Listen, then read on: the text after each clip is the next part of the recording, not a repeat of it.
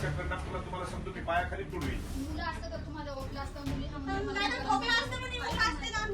मला जर कमी जास्त वाटलं ना तर तुम्हाला सांगतो मोकळं म्हणजे लोळच तोडच मारेल मी त्याला. आमदार संतोष बांगर यांनी आगार प्रमुखांना सक्त ताकीद दिली.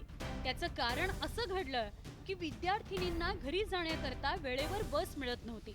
तसंच एसटी कंडक्टर देखील विद्यार्थिनींशी उद्धट भाषेत बोलायचा. त्यामुळे विद्यार्थिनींनी थेट आमदार संतोष बांगर यांचं कार्यालय गाठलं आणि स्वतःची व्यथा मांडली.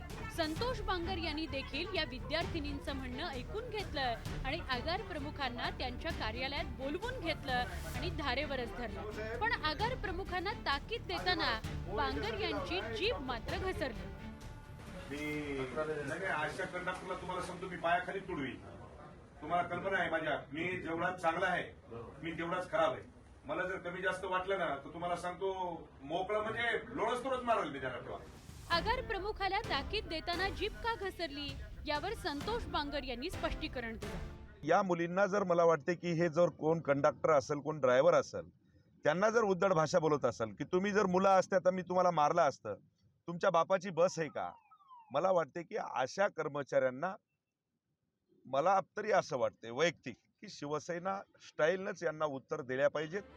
आमदार संतोष बांगर जरी विद्यार्थिनींच्या तक्रारीवर कार्यवाही करत असले तरी त्यांनी वापरलेली भाषा लोकप्रतिनिधीला शोभत नसल्याची चर्चा सुरू आहे. हिंगोलीहून मनीष खरासह ब्युरो रिपोर्ट, न्यूज 18 लोकमत.